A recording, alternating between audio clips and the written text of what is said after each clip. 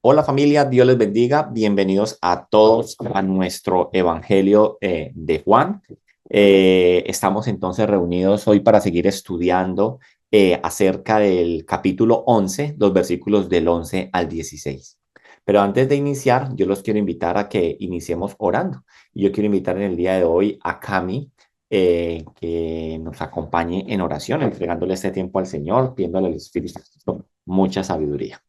Padre amado, muchas gracias, Señor. Le entregamos por este tiempo que usted nos llama y que usted prepara, Señor, de antemano, de poder escuchar tu voz, de poder conocerte mejor, Señor, de poder escudriñar, Señor, estudiar esta carta hermosa que usted nos ha dejado, Señor, y como me imagino también vamos a escuchar, a aprender el día de hoy, Señor, de que usted es la vida, Señor, y usted es la resurrección, Señor.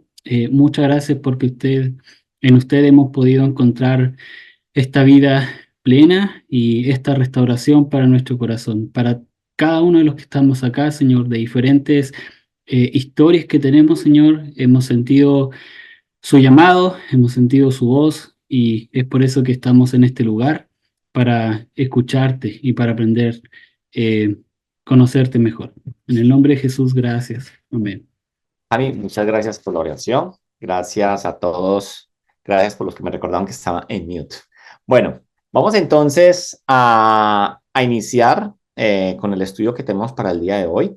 Vamos a terminar hasta el versículo 16, lo que es la muerte de Lázaro. O sea, esta sería como la segunda parte que no terminamos la vez pasada. Pero antes de iniciar, yo quiero que hagamos como un recorderis o recapitulemos un poco para que sepamos dónde estamos situados, ya que fue hace 15 días que lo vimos, y entonces me interesa que no iniciemos como fuera de base. Debemos entonces iniciar recordando que hace 15 días hablamos acerca de que cuál es la razón de la existencia del ser humano. Y decíamos en aquella ocasión que la razón de la existencia del ser humano es vivir para la gloria de Dios. Esa es nuestra razón de ser y que solo nosotros podemos vivir así, ¿cierto? El vivir para la gloria de Dios si estamos unidos a la persona de Jesucristo. ¿Por qué? Porque Jesucristo nos ha dado una promesa maravillosa y la promesa que nos ha dado Jesús es la promesa del Espíritu Santo de Dios. El Espíritu Santo que vive y habita en la vida del creyente. El Espíritu Santo que viene a habitar en estos templos, porque como dice la palabra de Dios, o ignoráis que vuestro cuerpo es templo del Espíritu Santo. Entonces, es el Espíritu Santo de Dios el que nos da poder, es el Espíritu Santo de Dios el que nos capacita para que usted y yo vivamos de esta manera, podamos vivir para la gloria de Dios. De otra forma, sería imposible que usted y yo pudiéramos vivir para la gloria de Dios. Si entonces no estamos unidos a la persona de Cristo y si no lo hacemos con el poder del Espíritu Santo. Entonces podemos decir que la vida del ser humano o la razón de la existencia del ser humano consiste en vivir para la gloria de otro ser y no para mí. Y eso es muy importante porque tenemos que comprender nosotros como cristianos, no como el mundo piensa. Como el mundo piensa es de que piensa en su bienestar, en llevar ventaja, en cómo voy yo, en cómo estoy yo feliz, gozoso. Nuestro gozo y nuestra alegría está en que usted y yo vivamos para la gloria de otro. Y ese otro es Dios. Vivamos para la gloria de Dios y no para mí. Y así entonces haya una diferencia en la forma de pensar, ¿cierto? En cómo piensa el mundo, en cómo debe pensar un verdadero cristiano. El mundo, ¿cierto? Piensa egoístamente. El mundo piensa que el mundo gira en torno a ellos mismos. Y por eso entonces esto lo hemos traspasado, ¿cierto? O lo queremos traer al evangelio. Por eso hemos muchas veces dado el tinte a un falso evangelio de queriendo ser un evangelio humanista o un evangelio en cuyo centro no sea Cristo Jesús, sino cuyo centro e importancia sea el ser humano, el bienestar del ser humano, la felicidad del ser humano. ¿Listo? Entonces, por eso debemos de entender que nuestra vida está para glorificarlo a Él. Y la mejor muestra de esto la podemos encontrar en Cristo Jesús. el cual siempre vivió no para sus propios deseos, no para sus propios deleites, sino que él siempre vivió para la gloria del Padre. Y hay innumerables ejemplos en la palabra de Dios que nos muestran cómo Jesús siempre quiso glorificar a Dios. Todos los milagros de Jesús apuntan a qué? A darle la gloria a Dios, darle la gloria a su Padre. Las palabras que él hablaba no eran palabras propias, eran palabras de su Padre. Cuando Jesús estaba orando en el Getsemaní, allí en aquella oración, en aquel momento de angustia, él hace una oración maravillosa y nos enseña completamente que la vida del ser humano no debe vivir para glorificarnos a nosotros, sino al Padre. Cuando Jesús hace una oración y la oración de Jesús es: Padre, ¿cierto? Si es posible, quita de mí esta copa, pero que no se haga mi voluntad, sino la tuya. O sea, que se haga lo que te glorifique así a ti. Entonces, en este capítulo 11 que hemos empezado a estudiar de nuestra última sesión, estuvimos hablando o comenzamos a hablar acerca de la vida de Lázaro, María y Marta. Por eso el título de este capítulo es La muerte de Lázaro. Y el evangelista entonces, Juan, nos aclara desde el primer capítulo acerca, o nos da más luces acerca de quién es Lázaro, porque en el versículo 2 encontramos un paréntesis donde él nos trae una aclaración, ¿cierto? María, cuyo hermano Lázaro estaba enfermo, fue la que le ungió al Señor con perfume y le enjuagó los pies con sus cabellos. O sea, lo que está haciendo Juan es, porque Lázaro no era tan conocido, lo que está haciendo Juan es trayendo lo que habíamos visto en otros evangelios sinópticos, trayendo entonces a dar a conocer más acerca cuál era la conexión de Lázaro, quién era Lázaro, quién era aquel a cual dice la palabra de Dios, al cual tú amas. Listo. Y veíamos a partir entonces del versículo 3 que Lázaro estaba enfermo. O sea, nosotros vimos desde el primero, dijimos que estaba enfermo uno llamado Lázaro. Pero en el versículo 3 nos habla a nosotros que estas mujeres enviaron un mensajero. Y cuando estas mujeres enviaron un mensajero, ellos no enviaron, mandaron un mensaje, pero dijimos que ellas no enviaron, ¿cierto?, una petición en particular. Ellas solamente querían enviar un mensaje a Jesús para que Jesús supiera acerca de lo que estaba pasando con Lázaro. Lázaro estaba enfermo y ellas no le hacen una petición en particular porque ellas confiaban en Jesús. Ellas confiaban de que con solamente el saber era más que suficiente. En versículo 4 entonces habla acerca de lo que Jesús Jesús nos quiere hacer entender de que todo lo que va a pasar en este capítulo 11 o en torno a la muerte y resurrección de Lázaro es para la gloria de Dios. Versículo 4 dice, oyendo Jesús, ¿cierto? Dice, oyéndolo Jesús dijo, esta enfermedad no es para muerte, sino para la gloria de Dios, para que el Hijo de Dios sea glorificado por ella. Entonces, nos enseña en cómo poder ver la gloria de Dios aún en medio de las tribulaciones. Y eso es lo que decíamos la semana pasada. Tenemos que ver que a pesar del amor, que en el versículo 5 vuelve y nos recalca Juan Evangelista acerca de que amaba a Jesús, a Marta, a su hermana y Lázaro, a pesar de ese amor, Jesús hace su plan. Jesús tiene un plan y su plan ya está en el versículo 4. Esta enfermedad es para la gloria de Dios. Entonces, él hace su plan y no lo que ellas esperaban. Porque ellas, ¿qué podrían estar esperando? Ellas tal vez podrían esperar en el profundo de su corazón que saliera corriendo a Betania a sanar a Lázaro, o que diera solamente la orden desde lejos y así entonces este hombre pudiera estar sano. Jesús va a usar entonces esta situación que usted y yo estamos estudiando para formar el carácter de los que le siguen.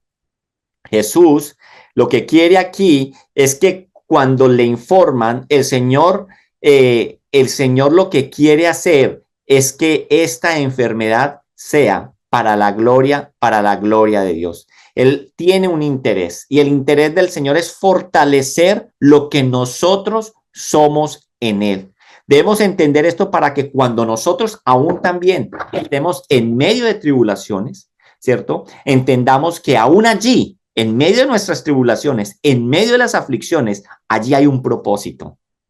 Dios no está, dijimos, Dios no está improvisando en nuestras vidas. Dios tiene un propósito y aún en medio de las tribulaciones, Él lo va a ejecutar y todo va a redundar para la gloria de Dios. Familia, nunca debemos olvidar que Dios tiene un propósito maravilloso con lo que vivimos usted y yo. Y que ese propósito que usted y yo estamos viviendo al final redundará para su gloria. Y si es para su gloria y nosotros entendemos eso y el Espíritu Santo es el que nos controla, nos conduce y nos maneja, entonces su gloria será nuestro gozo. Ahí entonces nosotros estaremos ¿qué? Plenos y felices. Entonces, hablando en estos primeros versículos, hablábamos de lo que Marta y María estaban viviendo con su hermano. El saber que Lázaro estaba enfermo, que iba a morir y que así que sin duda alguna entonces Marta y María en esto que estaban viviendo, sin duda alguna, lo que estaba pasando era que Marta y María iban a fortalecer la percepción de lo que del Jesús que había en ellas. Ellas van a tener una imagen muy diferente de Cristo después de esto que está sucediendo, mucho más fuerte, mucho más clara. Esto les va a ayudar a ellas a madurar. Ahí estábamos nosotros hablando la vez pasada. Ahora, esto no solamente va a ser un tratamiento para la vida de esta familia. Sí, Jesús está utilizando esta calamidad que está viviendo esta familia para la gloria de Dios, para formar el carácter de Cristo en ellas, pero también de aquellos 12 que iban a ser sus discípulos, que eran sus discípulos y que iban a ser los encargados de seguir adelante con su ministerio. Entonces, no solamente ellos crecerían en esta situación, sino también los discípulos.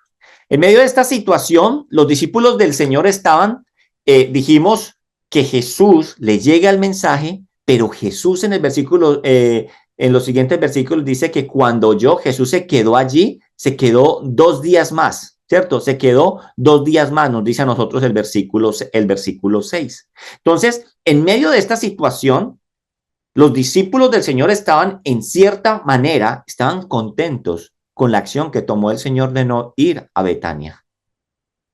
Porque ellos comprendían que el regresar a Judea, de regresar a los lugares aledaños a Jerusalén, les llenaba de pavor. ¿Y por qué? Porque recuerden que Jesús había salido de allí y lo querían apedrear, lo querían matar, porque había un odio hacia Jesús inmenso por parte de las autoridades religiosas. Y si pisaría allí, ellos en su corazón decía, correrían riesgo. Entonces, en medio de esos 2 días, muy posiblemente estos discípulos de Jesús estaban tranquilos, por allá no vamos a ir. O sea, mejor dicho, en su mente estaba a Judea no volvemos quién sabe hasta cuándo, porque las cosas están calientes por allá y el maestro ha preferido quedarse aquí. Pero la situación también haría algo en ellos. Esta situación de lo que Jesús les va a decir a ellos a continuación. Les va a pasar, vamos a leer versículos 7 y 8. Versículo 7 y 8. Dice, luego, o sea, después de esos 2 días, luego, después de esto, dijo a los discípulos, vamos a Judea otra vez. Entonces, los discípulos le dijeron, Rabí, ahora procuraban los judíos apedrearte y otra vez allá. Entonces, mire que lo que vemos en estos versículos es esa paz que tal vez habían ellos durante esos 2 días, la paz se terminó para sus discípulos. Ellos le dicen, o más bien le preguntan a su maestro, porque le dicen rabí, y le dicen, ¿otra vez allá? Y cuando dicen, ahí en el versículo que acabamos de leer, ¿cierto? Dice, después de rabí, dice, ahora procuraban los judíos apedrearte. Esto nos muestra que los hechos que vimos finalizando el capítulo 10, por eso nosotros dijimos que esto está sucediendo aproximadamente unos 2, 3 meses después de que Jesús salió de Jerusalén en el capítulo 10. Entonces ellos, acá esto nos muestra que los hechos que vimos en el capítulo 10 habían ocurrido no hacía mucho tiempo, porque ellos están diciendo, hace poco procuraban los judíos apedrearte. Bien, así que esta era una situación compleja que los llenaba de temor, de miedo. Obviamente, no querían volver allá por todo lo que habían vivido y por lo que sabía que había en el corazón de estos judíos. Pero esta situación que ellos están vislumbrando oscuramente en el horizonte, el de volver nuevamente a Judea, hará que ellos den un paso gigante en torno a quién es Jesús. Y aquí vuelvo y repito, esto acerca de la muerte de Lázaro nos va a tomar a nosotros unas 4, 5 o hasta 6 clases. Por eso no se vaya a perder ninguna de ellas, ninguna de estas sermones expositivos. ¿Por qué? Porque vamos a ver el proceso de lo que estamos hablando acá. Estamos colocando aquí los cimientos de lo que vamos a estar viendo en los próximos encuentros. Porque lo que hoy estamos viendo, eso oscuro, ese temor que ellos tenían de volver, esto los va a llevar a dar un paso gigante en torno a quién es Jesús. Pero antes de partir, antes de salir hacia al encuentro de María y Marta y Lázaro allí en Betania, el Señor les trae una enseñanza. Y en la forma en cómo ellos van a reaccionar con esta enseñanza, se duda o dudo mucho que hayan entendido, lo hayan entendido en el momento lo que Jesús les quería decir. Miremos lo que el Señor les va a enseñar, les va a decir en los siguientes versículos. Pero antes de verlo, yo quiero que usted y yo entendamos que una de las características que Juan ya nos ha hablado en la forma en cómo Jesús hablaba, él usaba muchas figuras metafóricas para expresar una verdad. Y muchas veces los que escuchaban estas palabras las tomaban muchas veces de manera literal. Entonces llevaba a confusiones. Por ejemplo, recordemos cuando veíamos en el capítulo 3 acerca del nuevo nacimiento, este encuentro, esta entrevista de Jesús y Nicodemo, cuando Jesús le dice, debes nacer de nuevo, debes nacer de nuevo. Entonces, ¿qué dijo Nicodemo? Nicodemo en aquella ocasión, sin entenderlo, dijo, ¿cómo así? ¿Debo entrar nuevamente al vientre de mi madre para poder nacer de nuevo? Entonces, nos muestra que muchas veces esas figuras metafóricas que expresaban una verdad, muchas veces no eran entendidas por las personas. Y en este caso, aquí los discípulos también pareciese que no lo están entendiendo lo que Jesús les va a decir en los siguientes versículos 9 y 10. Sí, miremos también otra figura metafórica que Jesús ha usado en el Evangelio de Juan. Recuerden cuando Jesús está hablando con la mujer samaritana, cuando le dice el Señor cuando están en el pozo, y dice, tú le pedirías y él te daría agua viva, ¿cierto? Y la mujer le dijo, Señor, no tienes con qué sacarla del pozo que es hondo. Ella creyó que está hablando de una agua del pozo, pero está hablando del agua que sale de él, esa agua que emana de su presencia. Así que entonces estas enseñanzas metafóricas eran difíciles muchas veces para los que las estaban escuchando. Entonces se duda mucho de que los discípulos entendieran plenamente en el momento de lo que el Señor les estaba enseñando. Totalmente seguro es que cuando vino el Espíritu Santo de Dios sobre ellos, les recordó estas palabras y ellos pudieron entender lo que el Señor verdaderamente les quería decir. Versículo 9 y 10. ¿Qué dice el versículo 9 y 10? Dice, respondió Jesús, ¿no tiene el día 12 horas? El que anda de día no tropieza, porque ve la luz de este mundo, pero el que anda de noche tropieza porque no hay luz en él. Seamos sinceros, cuando nosotros estamos leyendo este capítulo 11 y llegamos a estos versículos 9 y 10, parece como si Jesús hubiera cambiado de tema. ¿Cómo así, Jesús? ¿Usted de qué está hablando? ¿Sí? Pero es que acaba de introducir una forma literaria metafórica a sus discípulos para enseñar una verdad. Ellos muy posiblemente, por el entendimiento que tenían, pudieran haber entendido algo práctico, algo como lo que Jesús les está diciendo, no tiene el día 12 horas. Entonces, claro, muy posiblemente pudieron haber entendido, si salimos temprano, de día vamos a llegar más rápido a Betania, a pesar de que puede ser más peligroso porque vamos a estar a la vista de las personas, pero de noche, aunque no nos va a ver nadie, puede ser que nosotros podamos tropezar más. Y la verdad es que muchas veces, cuando nosotros leemos la palabra de Dios, la tristeza es que muchas personas, eso es todo lo que les queda de la palabra de Dios. Porque la verdad es que eso es todo lo que ellos buscan. Nosotros necesitamos ser más profundo, necesitamos ir más allá. Cuando nosotros no entendamos versículos como estos, que nosotros decimos como así, parece que Jesús hubiera cambiado de tema. ¿Qué quiere decir Jesús?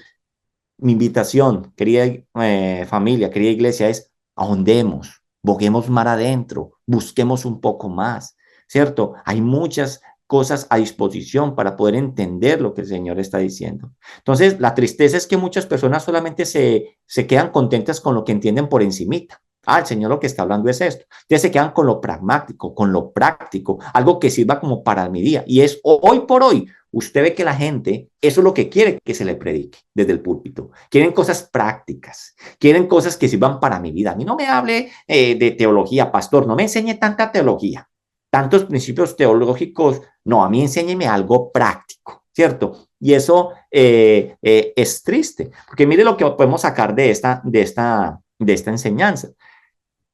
Esta enseñanza que acabo de repetir, muy posiblemente es una enseñanza equivocada que se puede sacar o se puede concluir de la siguiente manera. Ellos pudieron haber entendido, caminen de día y verán que no van a tropezar, y porque si caminan de noche, claro, van a tropezar. Y ellos van a decir, claro, muy práctico. Lo que el Señor nos está diciendo es que hagamos las cosas de día y no de noche.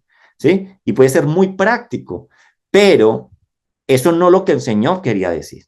Porque si nosotros nos vamos a las raíces, si nosotros miramos qué es lo que Jesús quiere decir, qué tal si nosotros le aplicamos un poco más no vamos a decir de teología, pero si entendemos un poco más el género literario que Jesús está hablando en este momento, entonces acá tenemos que hablar que cuando Jesús está haciendo una pregunta la pregunta es, ¿no tiene el día 12 horas? Entonces, para los judíos, debemos de entenderlo primero para los judíos que entendían cuando escuchaban que el día no tiene 12 horas. Es completamente correcto, porque para los judíos el día tenía 12 horas, desde que salía el sol hasta que se ocultaba. Y si, perdón, hicieran lo que hicieran, no podían ni alargar ni un minuto más, ni acortar un minuto más. Para ellos eran ¿qué? 12 horas, eran 12 horas. Así es la vida del Señor. La vida del Señor tiene sus tiempos. Sus tiempos estaban ya determinados, ya lo hemos enseñado una y otra vez cuando veíamos el capítulo 10, el versículo 17 y 18. ¿Qué decíamos? Jesús decía allí que nadie le quita su vida, que Él la pone y que Él mismo él mismo la pone y Él mismo la puede tomar. Entonces, así en la vida del Señor, sus tiempos ya estaban determinados. Y cuando Jesús dice esto, nadie podía alargar ni un minuto más ni acortar un minuto más la estadía de Jesús aquí en la tierra. Entonces, miedo de ir a Judea era desconocer esto. Si no era el tiempo, no hay por qué temer, porque ya hay un plan. Entonces, lo que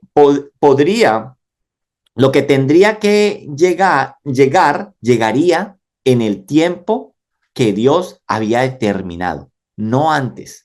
Lo que tenía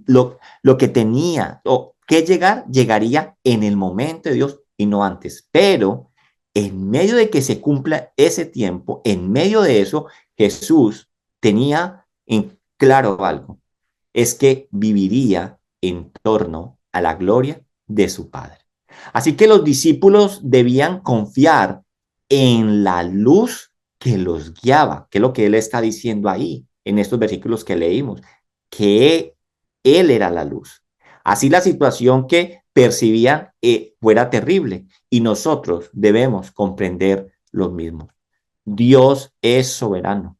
Acontecerá lo que Dios ha determinado y ha decretado, no lo que usted determine, no lo que usted decrete, no lo que usted ate y desate. Nuestra vida tiene un propósito y está en las manos de Dios. Versículo 11, versículo 11 dice, dicho esto, les dijo después, nuestro amigo Lázaro duerme, mas voy para despertarle. La muerte, aquí no voy a entrar a profundizar de qué quiere decir la palabra duerme, eso ya es otro tema y lo veremos en otro momento. Pero entonces aquí la muerte para aquel que no está en Cristo es la más terrible de las experiencias que se tiene que vivir. Ahora bien, y no digo que sea fácil, vivir dicha experiencia es dura. La muerte de un ser amado es algo duro, algo que nos pega y nos bajonea emocionalmente. Pero no puede ser oscuro, porque si la persona era una persona creyente, debe haber paz, debe haber esperanza, porque en la palabra de Dios hay luz, en la palabra de Dios, en nuestro Dios, en torno a la muerte. Si usted va al Salmo 116:15, váyase al Salmo 116:15. ¿Estamos ahí, Cami? En el Salmo 116:15 dice, estimada es a los ojos de Jehová la muerte de sus santos. Y si usted se va a Lucas 23:43, escríbalo, yo se lo leo. Dice, entonces Jesús le dijo, de cierto te digo que hoy estarás conmigo en el paraíso. Aquí estamos hablando cuando Jesús estaba en la cruz y le dice a uno de los que estaba allí con él crucificado, que de cierto te digo que hoy estarás conmigo en el paraíso. Entonces, son palabras, ¿cierto?, de aliento para aquellos que el Señor decide acoger en su reino. Juan 14:2, Juan 14:2 dice, en la casa de mi padre muchas moradas hay. Si así no fuere, yo los hubiera dicho, voy pues a preparar lugar para vosotros. Aquel que duerme, aquel que muere, ¿cierto? ¿Va a dónde? A la casa del Padre. Jesús ya se ha ido a preparar morada para nosotros, morada para cada uno de nosotros. Así que si nosotros entendemos esto, cuando la muerte no puede ser oscuro, debe ser de paz y de esperanza. Ahora entonces, los discípulos del Señor, con todo el terror que tenían de ir a Judea, toman estas palabras que Jesús les está dando en este versículo de forma literal. ¿Qué dijo Jesús? Dicho esto, les dijo, versículo 11, nuestro amigo Lázaro duerme, mas voy para despertarle. Por lo que vemos en el versículo 12, ellos lo toman de una forma literal. ¿Qué contestan ellos? Dijeron, entonces sus discípulos, dijeron sus discípulos, Señor, si duerme, sanará.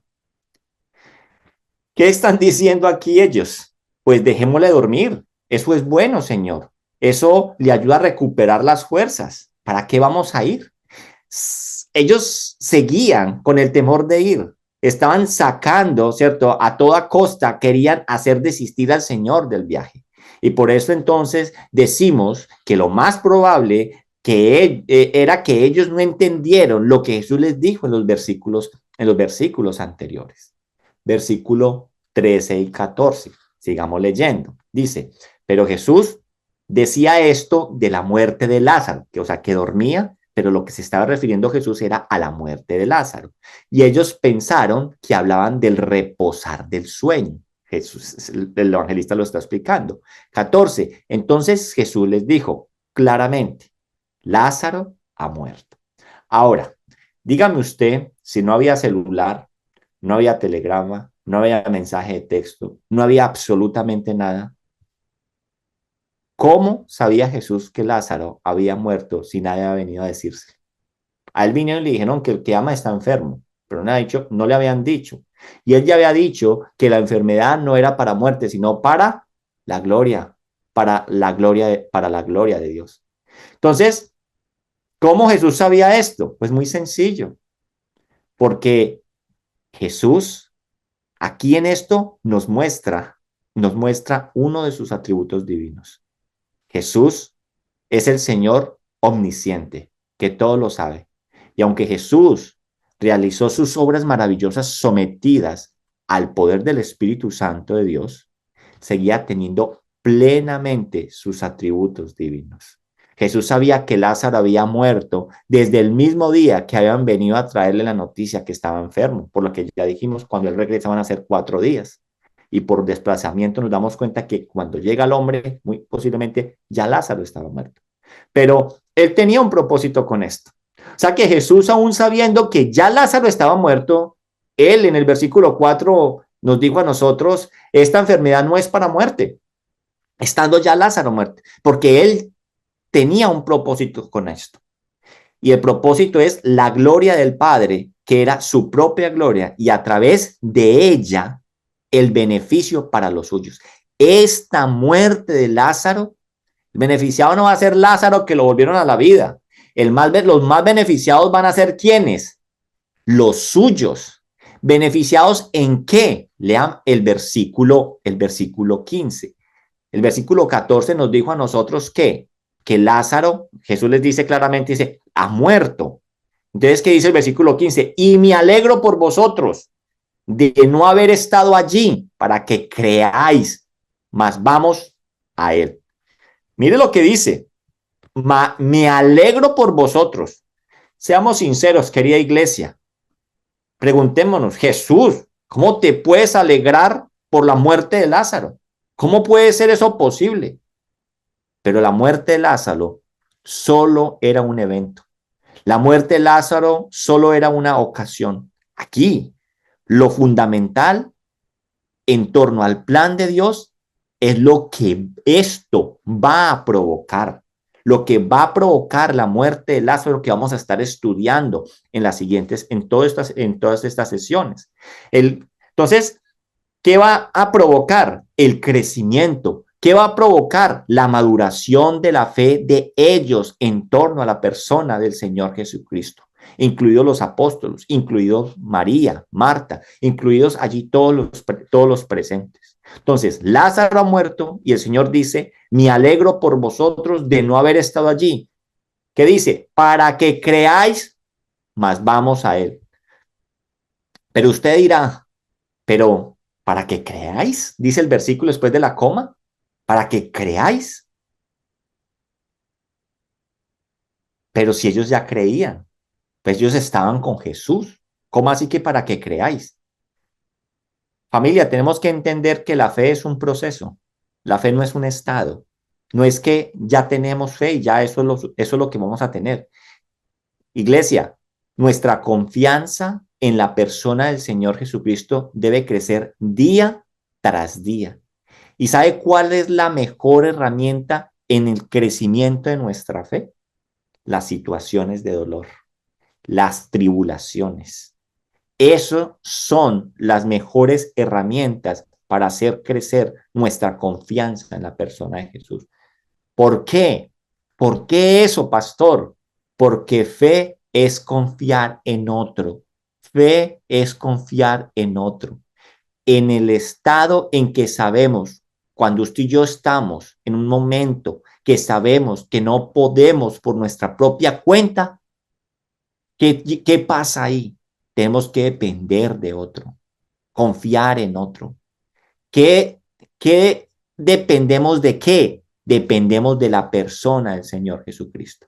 Marta y María, en medio de su angustia, de su tribulación, no tenían nada más que hacer. ¿A quién acudieron? A Dios. Usted y yo cuando tenemos momentos tristes o cuando tenemos una calamidad, ¿a quién recurrimos? A Dios. Cuando usted está de vacaciones, usted no piensa en Dios. Muchas veces usted sale hasta en vacaciones espirituales. Sí, y todo lo que traiga como resultado el crecimiento en nuestra fe es maravilloso. Es maravilloso, aún las calamidades, porque las calamidades son las mejores herramientas que nos ayudan a crecer a nosotros nuestra fe. Esto entonces, esta señal que estamos viendo acerca de la muerte de Lázaro, la resurrección de Lázaro que vamos a ver, es la cúspide de las señales de las que Juan nos va a hablar a nosotros. Y para los suyos, o sea, para sus discípulos y creyentes, todo lo que vivieron por tráfico que hubiera parecido a la muerte de Lázaro, trajo como resultado que conocieron más plenamente a la persona del Señor Jesucristo. Lo que puede haber parecido entonces como demora cruel de quedarse 2 días más, fue en realidad la preocupación por el bienestar espiritual de los verdaderos discípulos.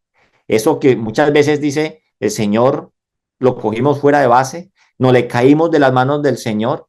Cuando usted cree en eso, el Señor tiene un plan perfecto. Lo que pudo haber parecido demora, lo que pudo haber parecido irresponsabilidad de llevar nuevamente a sus discípulos a las fronteras de Jerusalén, todo esto en realidad era porque Jesús estaba preocupado por hacer crecer espiritualmente a sus discípulos, porque él sabía que esto les haría ser más como él. Entendamos algo, querida iglesia, los caminos de Dios son a veces muy extraños y usted y yo no los podemos comprender. No hay lógica en ellos. Como muchas veces no es que pareciera que Dios se goza de mi dolor. No, sino que tu mente y mi mente son tan limitados que no podemos comprender el plan maravilloso que Dios tiene. Cuanto más se fortalece la fe, tanto más se incrementa la gloria de Dios. Amén. El estudio vamos a terminarlo con Amén. el versículo 16. Entonces, acá viene una frase de un personaje muy especial, ¿cierto? Y nada más y nada menos que Tomás, que es Tomás Dídimo, ¿cierto?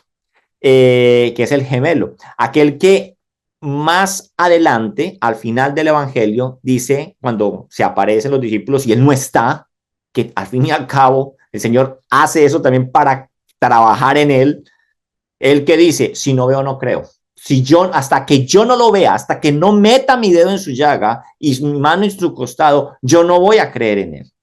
Entonces, este personaje que todo lo ve gris, que todo lo ve calamitoso, dijo en el versículo 16, dijo entonces Tomás, llamado Dídimo, que quiere decir, dije, el gemelo, a sus condiscípulos, vamos también nosotros para que muramos con él, dice el versículo acá, ¿cierto?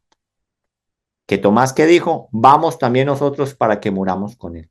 Estas palabras, la verdad, pueden ser un poco difíciles de encasillar. No sabemos si lo dijo como una expresión de resignación o una expresión de valentía, pero por lo que la palabra de Dios nos ha mostrado de Santiago, de Tomás, parece más de resignación, pero hay algo que rescatar aquí. Pero aún en medio de su resignación, hay una determinación de seguir a Jesús. ¿Qué importa que vayamos al peligro y creamos que vamos a ir a morir? Pero bueno, Señor, vamos contigo.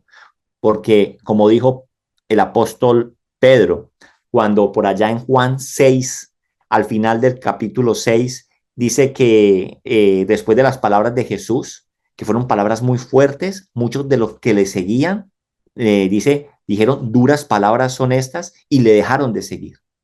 Y Jesús les pregunta a sus discípulos, y le dice, ¿acaso ustedes también se quieren ir? Entonces, ¿qué contestó Pedro? Pedro dijo, ¿a dónde iremos, Señor, si solamente tú tienes palabra de vida eterna? Así que entonces, como dijo Pedro, Tomás también no tenía dónde ir. ¿Siguió a dónde? Siguió a Jesús.